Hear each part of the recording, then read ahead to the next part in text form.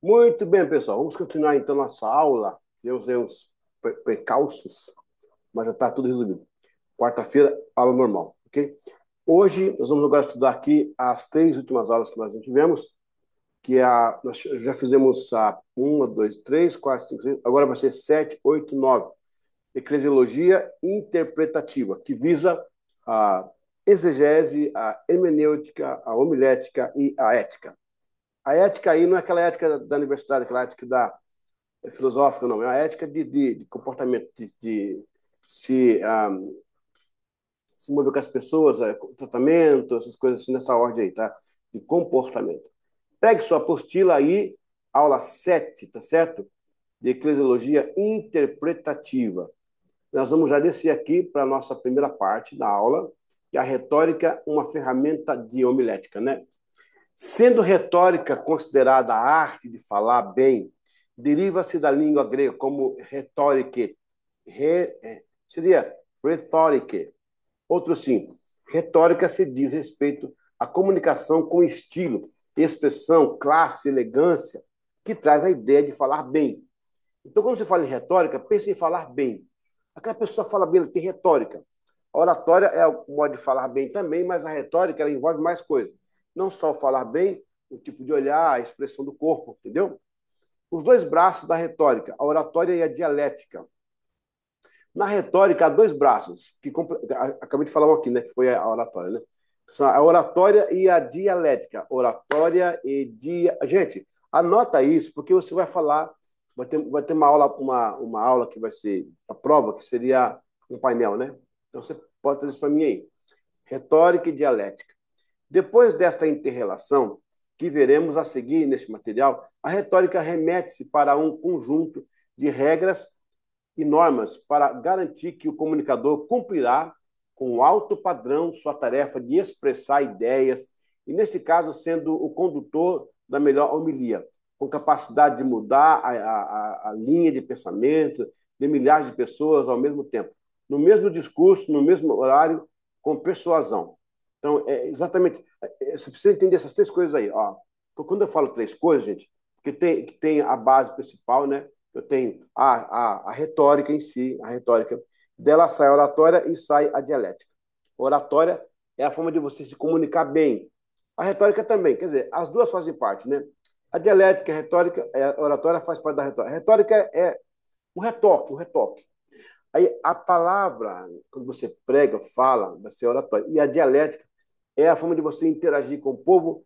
Não é só um diálogo também, não. É você conseguir atingir o coração do povo com aquela matéria, entendeu? Despertar, inspirar as pessoas. Vamos então agora entender aqui o grau de estudo. Deixa eu apertar aqui, ok, epa, ok. Um, Só um minutinho aqui, deixa eu ver uma coisa aqui, ok, tá certo, voltemos à apostila, ok. A parte 2 da aula 11, que é teologia interpretativa, agora a parte de retórica. O grau de estudo. A retórica não exige que o comunicador seja um gênio científico, mas, de certo modo, espera-se um grau de estudo, discernimento, pesquisa e investigação na construção de uma boa retórica. Para muitos acadêmicos, a retórica corresponde a uma formação de um pensamento através de fala, e por isso depende de uma grande parte da capacidade mental do orador. A retórica pode ser praticada e por isso ela pode ser ensinada, né? Por isso que ela pode ser ensinada. A retórica pode ser ensinada, já. Tem coisa que nasce com a natureza do homem, né? Ou da mulher, mas tem coisa que pode ser ensinada. E em várias escolas de atividade que abordavam a retórica e os seus diferentes estilos, que se alteram dependendo do tipo de discurso em questão. Aí vai a ênfase, né? Se é política, se é econômica, se é religiosa. Sua importância na Idade Média foi tamanha que fez parte da trilogia das artes liberais, que foi retórica, a lógica e a gramática. Quem estudou isso sabe que tem espírito na história, que ela faz parte disso aí, né? Ela foi peça fundamental na formação das gerações durante mais de 1000 anos, além de sua importância na pregação do cristianismo durante os séculos. Ela também foi muito e ainda é no parlamento e nas articulações políticas, bem como na arte e na poesia de persuasão. Hoje em dia, não se exige muito retórica dos pregadores, né? Ó, porque a gente não está aqui para convencer ninguém pela arte, né? É pelo poder do Espírito Santo. Mas muito tempo ela foi usada, porque era um material científico, didático, acadêmico e prático. Então, aliás, fale bem, faz as coisas acontecer bem. Você consegue fazer isso. Isso chama-se retórica. Ela quero falar o seguinte, ó, não se exige muito hoje para o evangelho, mas é bom ter, é bom ter. Eu uso algumas coisas de retórica também nas minhas mensagens, né? Vamos à parte 3 agora, da aula 11, ok? Vamos aqui agora. As 5 partes da retórica. Você pode falar isso no nosso encontro de painel, gente. Olha. Quais são as 5 partes da retórica? De acordo com a retórica, o discurso pode ser dividido em 5 partes cruciais: a invenção, disposição, elocução, fixação e preleção. Na invenção, tem o conjunto de todos os princípios relacionados com o conteúdo. Tudo que eu posso disseminar em termos de conteúdo está ali, entendeu? Amor, coloca o fone.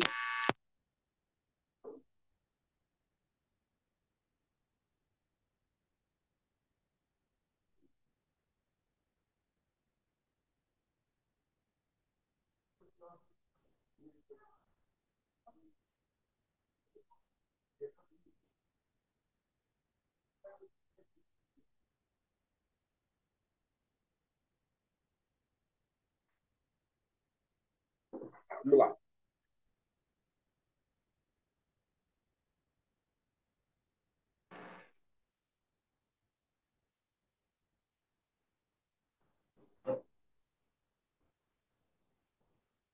Mas, pastor, já terminei as cordas, vou mandar para o senhor ouvir.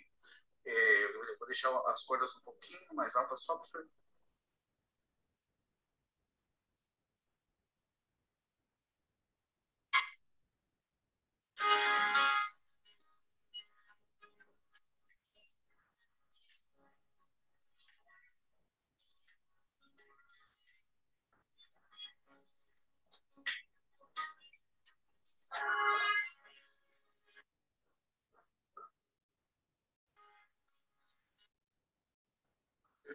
Tá?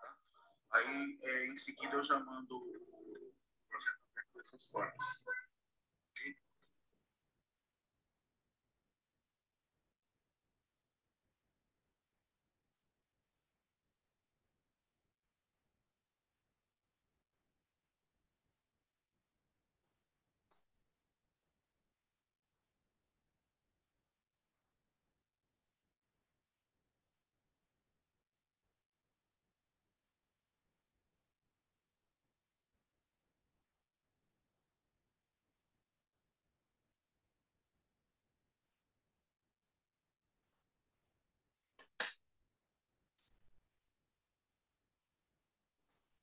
Então, na invenção, o conjunto de todos os princípios relacionados com o conteúdo. Tudo que você puder arrumar para dar o conteúdo que você está falando é importante.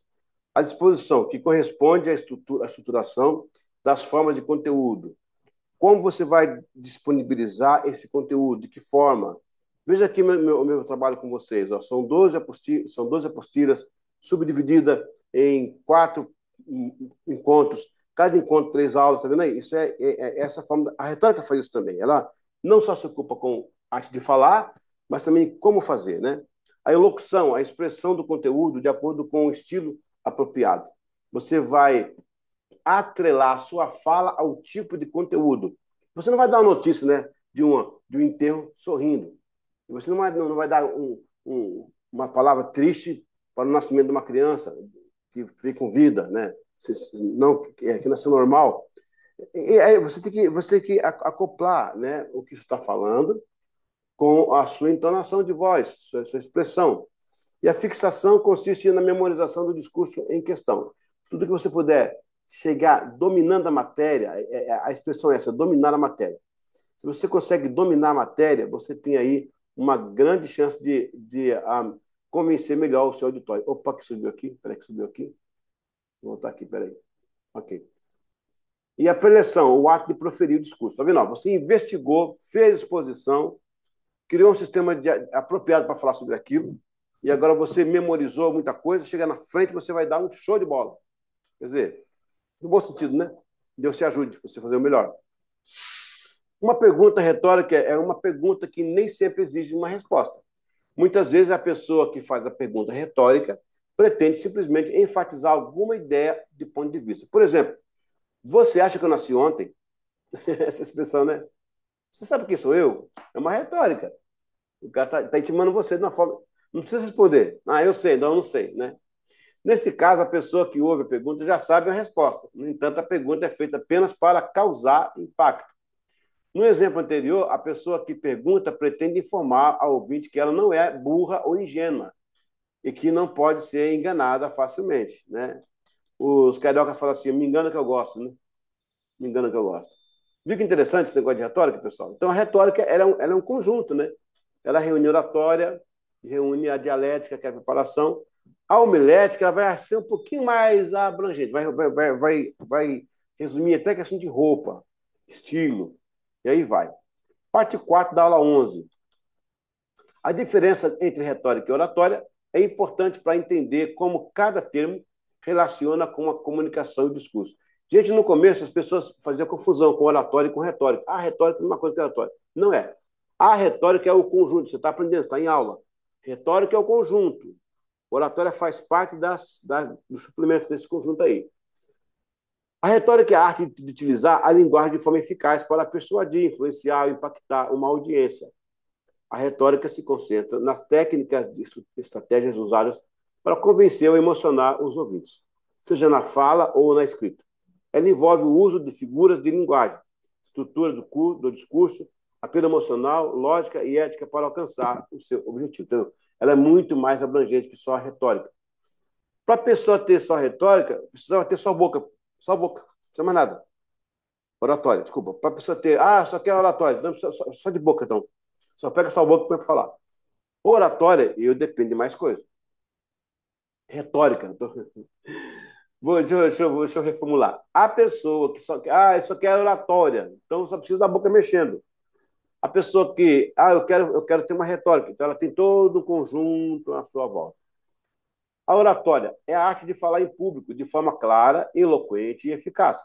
A oratória está mais focada na apresentação, na entrega do discurso, incluindo o tom de voz, postura, linguagem corporal e contato, que já faz parte da retórica aí.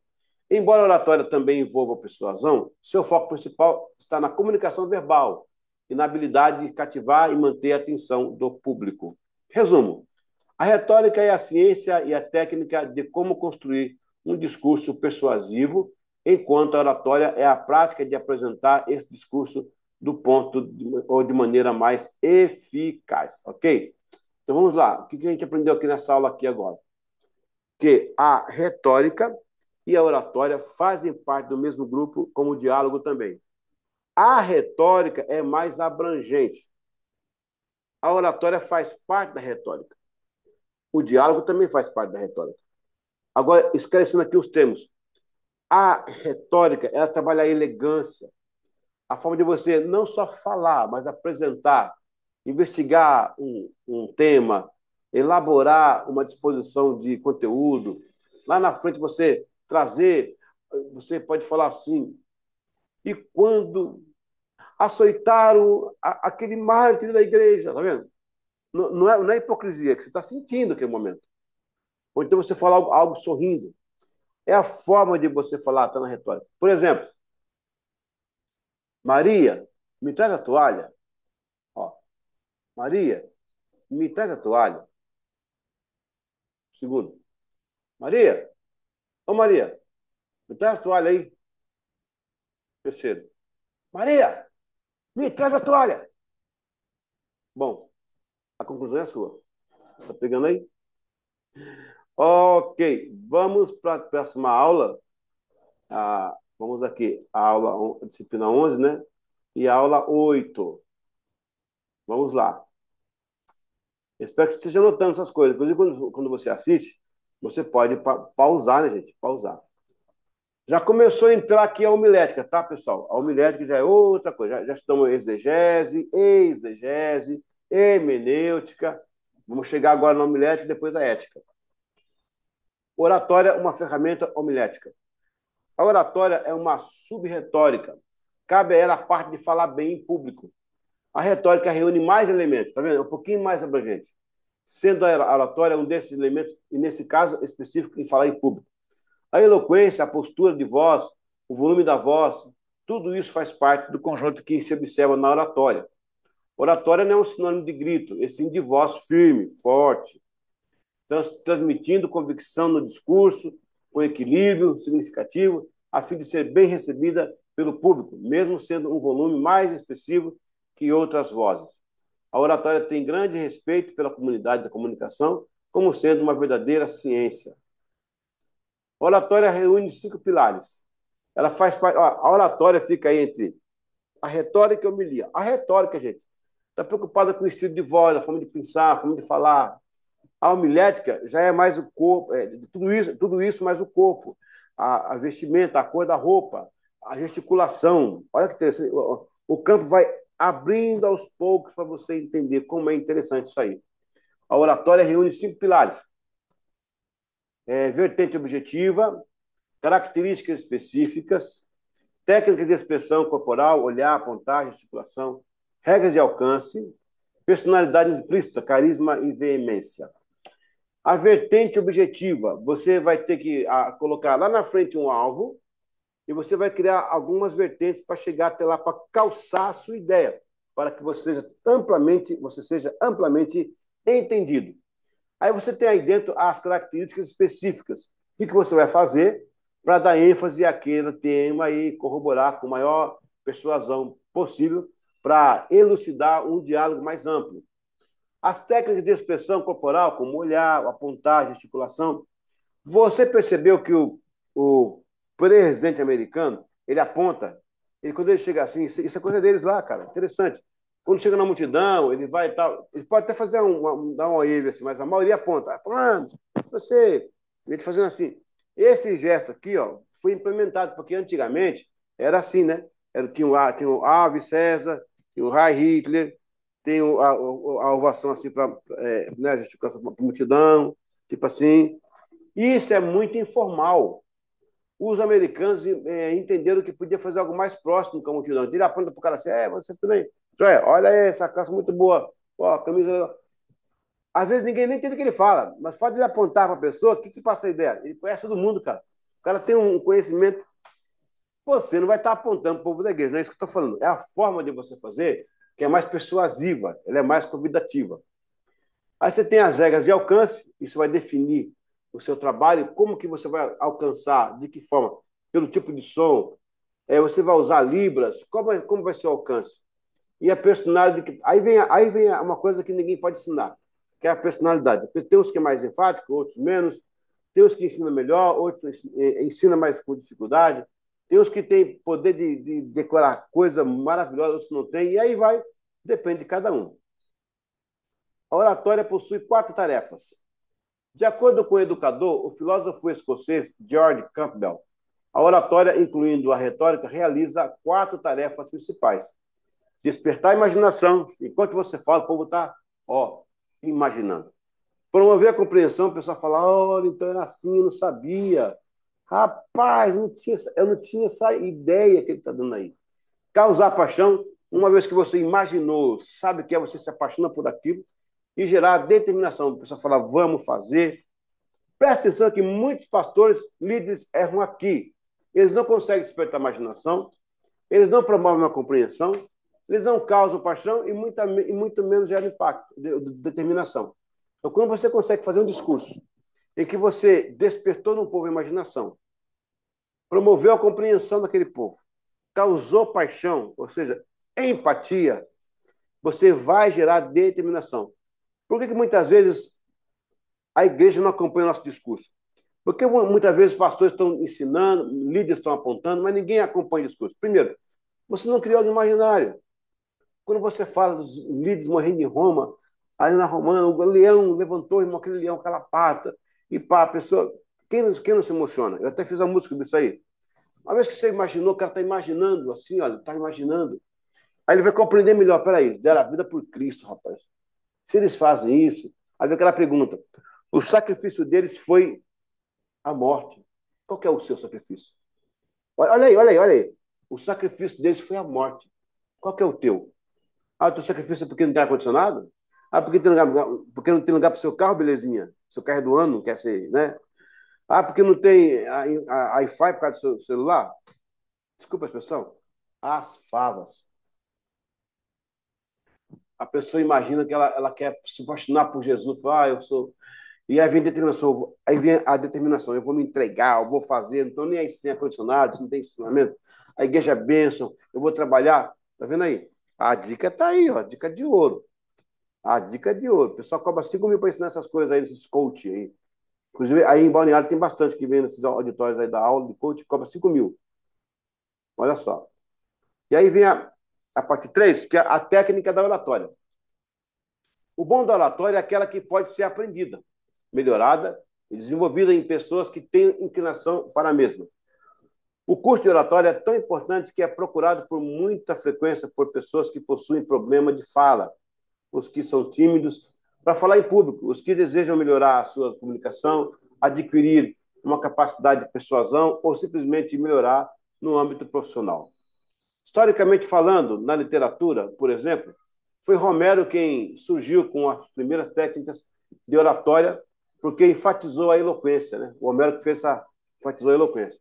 Todavia, coube a Péricles, no século V a.C., surgisse com um discurso inspirador, vibrante e catalisador. A técnica da oratória é a arte de falar em público de forma clara, persuasiva, impactante, utilizando habilidades como domínio do conteúdo, controle de voz, linguagem corporal, expressividade facial, empatia em público. Ela envolve a organização do discurso em uma estrutura lógica, o uso das pausas e variações de tom para manter o interesse, a articulação precisa das palavras para garantir a compreensão e a capacidade de adaptar-se ao ambiente e à audiência. A prática constante e o uso estratégico de recursos visuais, exemplos, são essenciais para aprimorar essa técnica, conquistar a atenção e a confiança dos ouvintes. A parte 4, que é a continuação da leitura que eu estou fazendo, né? A oratória foi uma grande aliada aos pregadores wesleyanos e sua influência sobre os demais pregadores da sequência. Por incrível que possa parecer, mas não foi John Wesley o maior orador metodista, e sim o George Whitefield. Suas técnicas eram fantásticas, o tipo de discurso de interpretação eram sui generis. Wesley foi exímio no desenvolvimento da teologia e era uma base fundamental para o movimento. Haja visto que hoje as denominações, em sua maioria, utilizam a teologia wesleyana. Contudo, Whitefield foi o príncipe dos pregadores de rua, né? Pregadores de rua, pela sua famosa e reconhecida oratória. A diferença básica entre retórica e oratória é que a retórica é mais abrangente e é independente da existência de uma plateia, tendo o claro objetivo de persuadir o público, que nem eu estou aqui com vocês aqui pela aula gravada. Isso aqui tem retórica envolvida. Uma pessoa com com boa retórica pode se manifestar apenas na comunicação escrita, não estando necessariamente perante um público. Já a oratória é essencial no âmbito da religião, quando os líderes religiosos pretendem ampliar algum tipo de ensinamento. Então, você viu a diferença básica aí, entre elas, e o conjunto de conteúdos que ela reúne para você fazer uma boa homilia, uma boa pregação, um bom discurso, uma boa fala. Tá pegando aí, pessoal? Eu falo rápido, né? É minha natureza. Mas tem professor que você dorme, né? O cara fala, então, a página 2, se você olhar bem, meu, tem gente que dorme. Então, pelo menos aqui você não dorme, né? Meu Deus. Vamos para a terceira aula, que é a aula número 9, que é da disciplina 11, né? Aula 9. E aí, na próxima quarta, a gente encerra essa matéria para começar outra já. Já acabou, hein, pessoal? O curso acabou, hein? Meu Deus, que coisa linda, hein? A importância da ética e etiqueta. Ó, nós vamos entrar ainda aí, mas já está dando aqui uma pincelada. Este assunto não parece ser bem teológico, não é mesmo?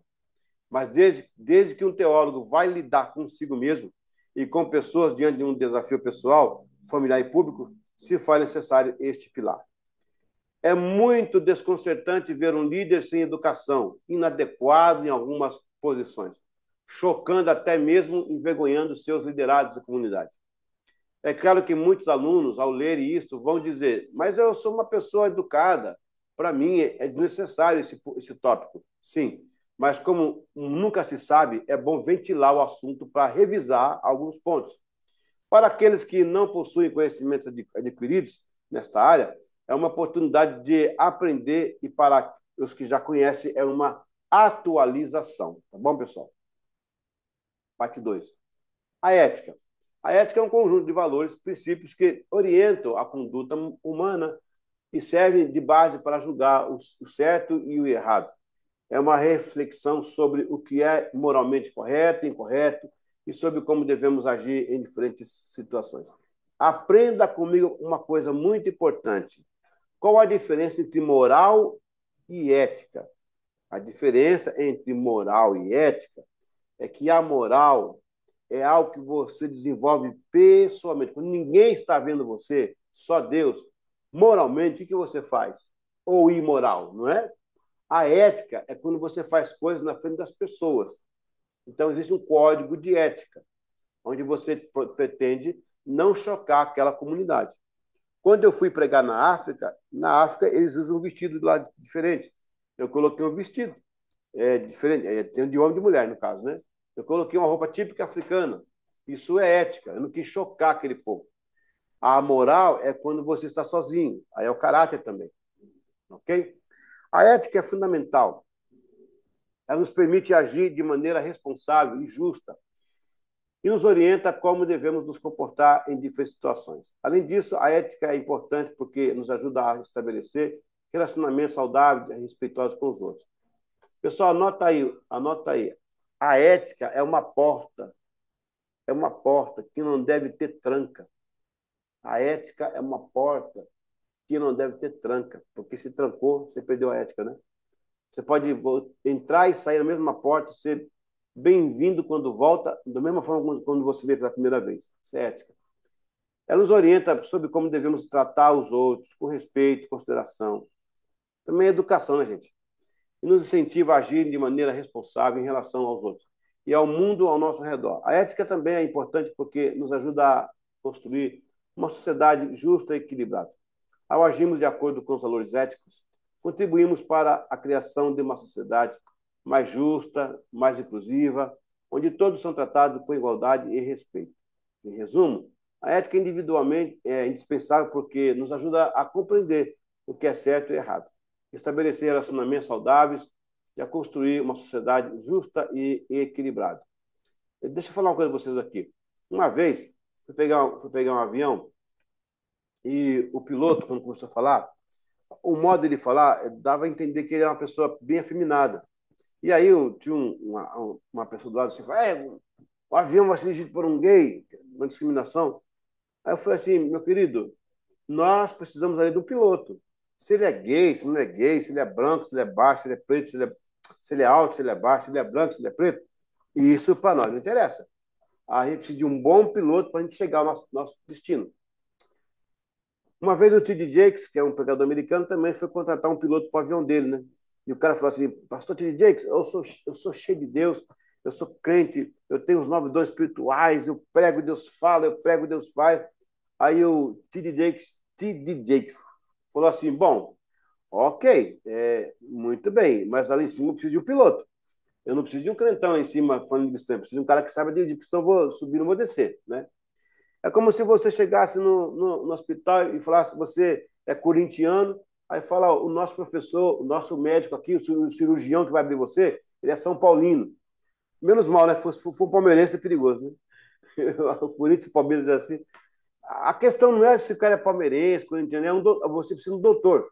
Então, esses pontos que tem que ficar esclarecido, né? Vamos para a parte final? Aliás, a número 3 ainda, né? A etiqueta. A etiqueta, aí, eu falei da ética, né? Agora é a etiqueta. Deixa eu arrumar aqui para me discorrer o cursor. Agora, a etiqueta é outra coisa, gente. Não confunda. A ética, eu expliquei agora há pouco, como você se comporta na frente das pessoas sem ofender, sem agredir. E atender um código moral entre eles, né? E a etiqueta? A etiqueta, por outro lado, é um conjunto de normas e convenções sociais que regem o comportamento em diferentes contextos sociais, como em casa, no trabalho ou eventos sociais. A etiqueta diz respeito ao modo como devemos nos comportar e nos relacionar com os outros em diferentes contextos e pode incluir coisas como a forma correta de se vestir. A minha esposa, Vânia, ela faz um vídeo, né? Vista-se comigo, acho que é isso. E nesse vídeo ela traz, ela se veste, né? Além de ser muito bonita, ela também traz vestidos muito bonitos. E tem muita gente que procura para vestir, já comenta o trabalho dela e tal. Isso aqui é etiqueta, é uma parte da etiqueta, né? Comunicar ou se comportar em público. Aliás, ela faz isso no Instagram e no TikTok, né? Você vai em Vaninha, Vaninha tem, e ela tem lá vários vídeos sobre isso, né? Como se vestir. A etiqueta é importante porque nos ajuda a nos relacionar de forma saudável e respeitosa com os outros em diferentes contextos sociais, tanto ela como a ética, né? Você pergunta, professor, o cara consegue ter ética sem ter etiqueta? Olha, pode ser que sim. Às vezes ele tem a ética, mas não tem etiqueta naquele momento, naquele lugar. Por exemplo, um jantar militar, um jantar político, um jantar... E num culto, por exemplo, qual que é a ética? Qual que é a etiqueta do culto? Então, mas não é... Já tendo ética, já é o bastante, porque a ética, o cara já é educado, né? Ela nos orienta sobre como devemos comportar, comunicar de maneira apropriada em diferentes situações, como no trabalho, em casa e eventos sociais. Além disso, a etiqueta é importante porque nos ajuda a criar um ambiente agradável e harmonioso em que as pessoas possam se relacionar de maneira positiva. Ao seguir as normas e convenções sociais de etiqueta, evitamos desentendimentos e construímos relacionamentos mais saudáveis e positivos. A etiqueta também é importante porque nos ajuda a criar uma sociedade mais civilizada, organizada. Aí tem as regras de educação de acordo com o grupo social. E, por último, a essência. Em essência, a ética é uma reflexão profunda sobre o que é moralmente certo e errado, enquanto a etiqueta consiste em um conjunto de normas que orientam o comportamento adequado. Olha, gente, olha que interessante. O cara pode ter etiqueta, ética e não ter moral, né? Às vezes o cara tem uma vida moral, imoral, né? Cheia de pecados, mas o cara é um cara educado, se veste bem, comunica bem. Então, tem que saber aí as coisas. Esse cara já é hipocrisia, né? Ambas são fundamentais para a convivência em sociedade, pois nos guiam a interagir de maneira respeitosa e considerada, promovendo harmonia e respeito nas relações humanas. A ética envolve a reflexão crítica sobre o que é moralmente certo ou errado, orientando nossas ações, decisões, com base em princípios e valores universais. Ela nos ajuda a ponderar as consequências de nossas escolhas e agir de acordo com o que é justo e moralmente correto. A etiqueta? A etiqueta é, por outro lado, um conjunto de normas que regulam o comportamento em diferentes situações sociais. Ela abrange regras de cortesia, boas maneiras, convenções sociais que facilitam a convivência e promovem o respeito mútuo. A importância na vida da sociedade. Tanto a ética quanto a etiqueta desempenham papéis essenciais na vida e em sociedade. A ética nos ajuda a tomar decisões conscientes e responsáveis, enquanto que a etiqueta nos ajuda a nos comportar de maneira respeitosa, apropriada em diversas situações. Juntas, elas são fundamentais para a construção de relacionamentos harmoniosos e para a manutenção de uma convivência social e saudável. Muito bem, eu acho que está bem explicado isso aí, né? Foi da moral, da ética, etiqueta. A pessoa pode ter etiqueta. É difícil a pessoa ter etiqueta e não ter ética, né? Mas pode acontecer. É mais provável que ela possa ser imoral e ter ética, né? Que aí ela esconde, né? Hipocrisia. Que, aliás, moralmente você pode esconder as coisas, né? Aí fica imoral.